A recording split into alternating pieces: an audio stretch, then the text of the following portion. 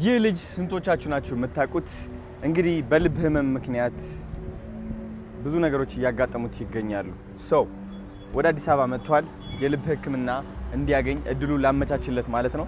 አሁን ልጅ ሰላም ልለው ነው። እዚህ ጋር አሉ። ስኬት አትዳትገጭ ናፒ እንዳትገጭ ስኬት ሃይ እንዴት ነህ አባት? ሰላም ነህ? እንደምን አለ? ደህና ነህ ወይ ቤቢ? ሃይ ደህና ነህ? እንዴት ነህ? ውይ ስላገኘው በጣም ደስ ብሎኛል። ስምህ ማን ነው ንገረኝ እስኪ። ልዑል ነው ስምህ? የኔ አባት ናይስ ሚች እንኳን ወደ አዲስ አበባ በሰላም መጣ። እሺ ስላገኘው ደስ ብሎኛል በጣም። ሃይ እንደምን አለ የኔ አባት? ደህና ነህ? እንዴት ነህ? ሃይ ቤቢ እንዴት ነሽ? ደህና ነሽ? አስጠበቅናችኋል። ሶሪ በጣም ይሄው እንግዲህ ቭሎጉ በርቷል ኦሬዲ። ኦኬ በደንብ ታስረዳኛለሽ ስለሱ ያለበት ሁኔታ። 6 ዓመት ሙሉ አባቱ ነህ? ስም ማን ነው አባት? አይዞህ ይሰማኛል።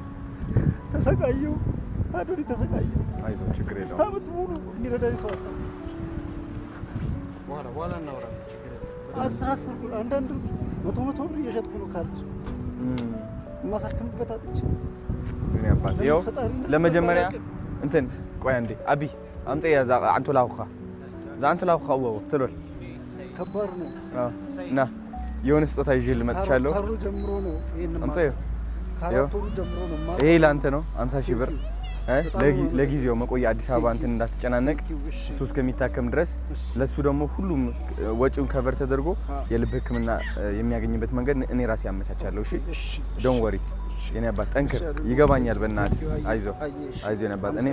እኔም አሁን ባልወልድም አባት ስለሆንኩኝ አሁን ልጆች ስላሉኝ ይገባኛል። አይዞህ ችግር የለውም። እሺ አጠገብ ያሉት ብቻ አይደሉም እኛም ራሱ እናወራለን። ኧረ በደንብ እናወራለን። አይዞህ አለሁልህ እኔ። እሺ የኔ አባት ዛሬ አዶናይ ባመጣልኝ ጊታር ላተመኝ ዶክተር ሙዚቃ ልጫወት ነው። ዶክተር ሽቢጦም አመሰግናለሁ። ተወደዳችሁ ኮሜንት ላይ ነገሩ እና ደስ ይኸው ያቲም ቤት ውሉይን ጨርሻለሁ። እቺኛዋን ልብሴን አጣጥፈን እንደዚህ እንወጣለን። በነገራችን ላይ ይሄ ሆስፒታል ይለያል፣ አሪፍ ነው። አሁን ደግሞ እንደዚህ ቆንጆ ሆኖ አምሮበት እንደ ልቡ እንዲራመድና እንዲሯሯጥ አድርጋችሁልኛል። ዛሬ መውጫችን ቀን ነው። ለሁላችሁም ክብር ምስጋና ይግባል። አመሰግናለሁ። አቶ ብርሃን በጣም አመሰግናለሁ። የልጅን ነፍስ ቀጥለውልኛል፣ መልሰውልኛል። ተስፋ ቆርጬ ነበረ፣ ይሄው ለዚህ አብቅተውልኛል፣ ደስተኛ አድርገውኛል። አሁን በቃ ደስታዬ ወደር የለውም። እኔ ወደ ቤቴ ልሄድ ነው። ቻው። በሌላ ቪዲዮ እንደናኝ። ሰዎች ሌላ ነገር ማውራት ጀመሩ። ምን ሆኖ ነው የታመመው? ለምንድን ነው የታመመው? ትክክል አልተሰራም ወይ? የተለያየ ነገር የምታውቂው ነው ሀቡዬ፣ ሶሻል ሚዲያ ነገርና አዶናይንም የማይወዱ አሉ። ኢትዮ ኢስታንቡል ሆስፒታልም ለምን ይሄን ሰራ በሚልም ይሁን ለመጣልም ብቻ አይዶን ነው አላቅም። በጣም ሚዲያ ላይ ወሬው ተነዛ ማለት ነው። በዛን ሰዓት አቤ ፍርዴን ማስጨነቅ ጀመረ ሰው ላይቭም ሲገባ፣ እንደዚሁም ደግሞ በውስጥም በስልኩም ስልኩ ባዮ ላይ ስላለ እየደወሉለት ማስጨነቅ ጀመሩ። የዚህ ጊዜ ምን ማድረግ አለብን የሚለውን ስንነጋገር ሄደን ልጁን ማየት ስለነበረብን፣ ስለዚህ አንድ ቪዲዮ ስራና በአካውንትህ ልቀቅ። ያ ቪዲዮ ምንድነው መሰለሽ ሀቡዬ፣ ኢትዮጵያን ሕዝብ አመሰገነ። ከዛ ደግሞ ልጄ የታመመው ከኔ ጥንቃቄ ጉድለት ነው፣ ምክንያቱም ምንም አይነት ትንፋሽ አይፈልግም፣ በጣም ሴንሲቲቭ ነው፣ ተጠንቀቁለት ስለተባለ ያንን ሳላደርግ ኒሞኒያ ነው የተገኘበት ተባለ ማለት ነው ብሎ ይሄን ቪዲዮ ሰራ። አዶናይንም ኢትዮ ኢስታንቡል ሆስፒታልንም እዛው በሩ ላይ ሆነን ነው ቪዲዮ የተሰራው፣ ኢትዮ ኢስታንቡል ሆስፒታል ላይ ሆነን ማለት ነው። ይሄ ቪዲዮ ሲለቀቅ አርቲስት ቢኒያም ይሄ ቪዲዮ ከመለቀቁ በፊት ምን ግጭት አለ መሰለሽ ከማህበሩ ከኛ ጋር እና ደግሞ ከአቤ ፍርዴ ጋር። አቤ ፍርዴ በኋላ ላይ የተለያዩ ሰዎች ልጁንም ፕሮሞሽን ማሰራት ሲፈልጉ መቅዲሾ ላይም ቀርቦ የተናገረው ንግግር አለ። እሱም ሲመጣ ቪዲዮ ስራልኝ ለልጄ አዶናይ አደራ ሰጥቶሃል እና ቪዲዮ እንስራ ሲለው ጊዜ ከዚህ በኋላ አልሰራም፣ ከዚህ በኋላ የምሰራው ተደራድረን ነው ወይም ደግሞ ልጁን ስጠኝ ለኔ ስጠኝና ቪዲዮ ምናምን ልስራበት ከመስኡ ጋር ከዛኛው መስዑድ ጋር ኮላብ አድርጌ ቪዲዮ ልስራበትና አንተ ደግሞ እንደ ኮሚሽን ለሱ ደግሞ ሊያስብለት ማለት ነው። ወደ ጥቅም ቀየረው።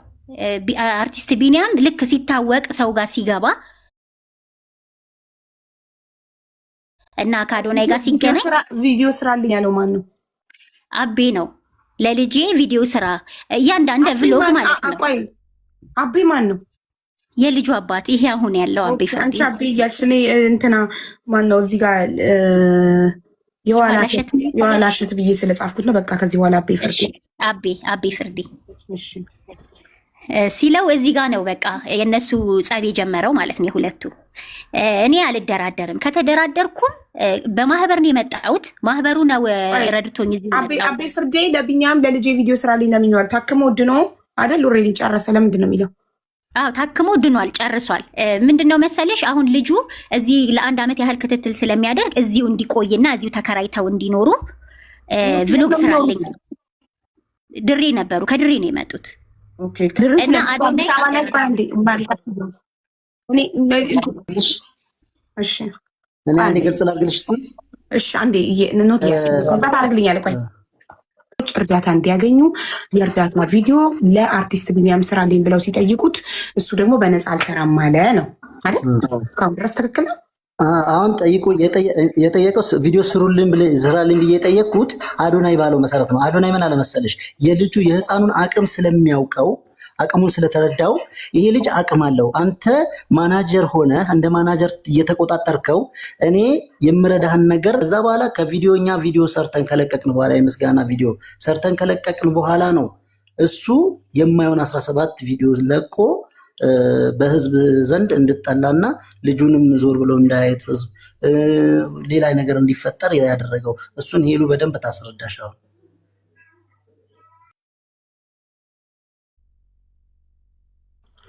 እሺ ስለዚህ ቪዲዮ ስራልኝ ስትለው እሱ ምንድን ይጠይቀህ? ገንዘብ ነው ይጠይቀህ?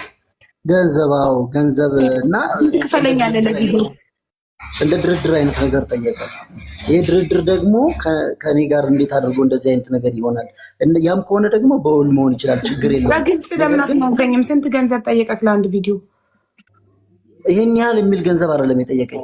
ምንድን ነው ታዲያ የፈለገው? እንደራደር ብሎ አሁን 17 ቪዲዮ የሰራው የማይሆን ቪዲዮ ነው። እኔ በልጄ እንደምነግድ እንደምለምንበት አድርጎ ነው የሰራው።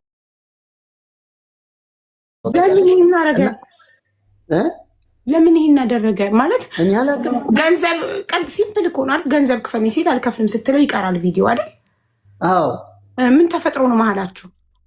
ምንም በቃ ይሄን ነገር ስላልፈቀድኩ ብቻ ፍቃደኛ ሆኜ እኔ ልጄ ከሁለት ወገን መስማት አለብና እኔ ደግሞ ከአንድ ወገን ሰምቼ የሆነ ነገር አስተያየት መስጠት በጣም ይከብደኛል። አርቲስት ቢኒያምን ልጠሩ ትችላላችሁ ከሱ እንድንሰማ? አዎ ለዛ ነው ከሆነ ደስ ይለኛል። ከሆነ ይምጣልና ምክንያቱም ከሁለት ወገን ሳንሰማ ምን ነገር ሀቡዬ የመጣ ነው። እኛም ለሱ ነው ገባሽ? ምን መሰለሽ አሁን ለሱ ይሄን አሁንም አልገባኝም። ልጄ ይኸውልሽ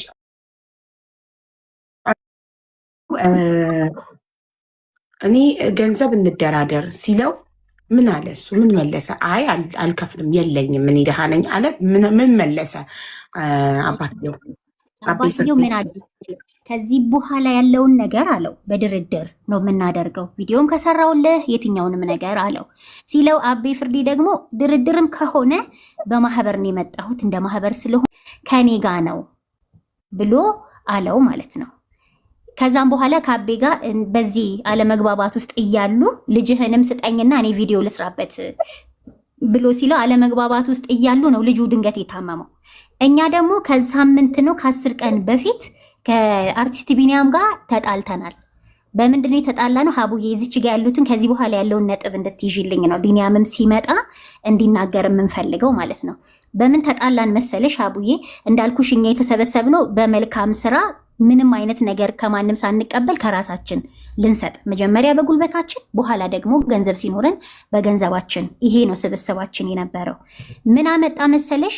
ማኔጅመንት ላይ አንድ ሀሳብ አለኝ ብሎ ቮይስ አስቀመጠልን። ያ ቮይስ ምንድን ነው? ከዚህ በኋላ አለ በጣም ብዙ እርዳታ የሚጠይቁ ሰዎች ወደ እኔ እየመጡ ነው። ከአቤ ፍርዴ በኋላ በጣም ለብዙ ሰው ቪዲዮ ሰርቷል። ገብታችሁ ማየት ትችላላችሁ። አርቲስት ቢኒያም ዮሐንስ ዮዮ የሚል አካውንት ውስጥ ገብታችሁ የግል አካውንቱ ማለት ነው። እነዛን ሰዎች ለተወሰኑ ሰዎች ቪዲዮ ሰርቶ ነበረ። ግን በጣም ብዙ ሰው ወደሱ እየመጣ ሲሆን መጣና እኛ ጋር ያስቀመጣትን ቮይስ ላይ ደርሰክ መሀል ላይ ታዋቂነት የመጣ ሲመስልህ ለምንድን ነው ገንዘብ ከደሃ መሰብሰብ የፈለገው? ይሄን አንስማማ ማልን። ከዛ በዚህ ምክንያት ሪሙቭ አደረገን። መጀመሪያ 4 ነው 5 ልጆች ሪሙቭ አደረገን። ውስጥ ያሉት ሌሎቹ ደግሞ ይሄን የሚቃወሙ እንዴት ታደርጋለህ? እንዴት ሪሙቭ ታደርጋቸዋለህ? ብሎ ሲጠይቁት እነሱንም ወሬ አታብዙ ምናምን በሚል በራሳቸው ሌፍት ብለው ወጣ የመጣ ነው። አሁን አንደኛ ኢትዮ ስታንቡልን ሊያጠለሹ አዶናይን ስም ሊያጠፉ ነው ያንን ቪዲዮ የሰሩት ብሎ ሀቡዬ ቪዲዮን ለነገ ብትቀጥሪንም ይቻላል አይተሹ። ህዝቡም ደግሞ ሁለቱንም ቪዲዮ ገብቶ እንዲያዩት ቤተሰቦችሽም እጋብዛቸዋለሁ። አንቺም ይኸውልሽ ከሁለት ወገን መስማት ስላለብን ቁጥሩን ሰጭኝና ዋትሳፕ ላይ ገንዘብ አለው 460 ሺህ ብር እኔ እንኳን የማውቀው የነገረኝ 460 ሺህ ብር አካውንቱ ላይ አለ። ይህንን ብር ወደ ራሳቸው ትራንስፈር ወደ ራሳቸው የግል አካውንት ተከፋፍሎ ባልና ሚስቱ ኦሬዲ ማኔጅ እያደረጉት ነው ያለው። ስለዚህ እኔ በምንም ተአምር ሆስፒታል ውስጥ ያለው ዶክተር ወይም ብቻው መሆን አለበት ካለ ልጁን ብቻውን የማድረግ ልጁን የመንከባከብና ልጁን በኃላፊነት የመያዝ የሱ ድርሻ ነው፣ የኔ ድርሻ አይደለም። እኔ ቤቴን ከፍቼ ያለኝን ነገር አካፍዬ ቤቴ በእንግድነት ተቀብዬ የልጁ የሕክምና የቀጠሮ ሁለተኛ ቀጠሮ እስከሚደርስ ድረስ ይዤው ቆይቻለሁ። ስለዚህ ምናልባት ብቻውን መቆየት ነበር አልነበረ ልጁ እንክብካቤ ሊገባው ነበር፣ አው እንክብካቤ ይገባው ነበር። ምንም ግልጽ ነው። ኢቭን እኔ የሚሄድባቸው ቦታዎች ራሱ የሚሄድ ፍላጎት ስላለው ልጁን ከኔ ጋር ይዞት ሄድ ነበር። ስለዚህ እኔም ደግሞ ኦሬዲ ልጁ ደህና ነው፣ ግን እንክብካቤ ይፈልጋል። እንክብካቤ እንደሚፈልግ በአቅም አባቱን ላስገድደው ስለማልችል አንዳንድ ቦታ ላይ አብረን ሄደናል። የልዑል የሕክምና ጉዳይ ምንድነው ከተባለ አሁን ምንድን ያገኘው? አሁን ተጓዳኝ ህመሙ እንግዲህ ለምን ገጠመው ከተባለ ተጓዳኝ ህመሙ የገጠመው የአባቱ ችግር ነው። አባቱ በተለይ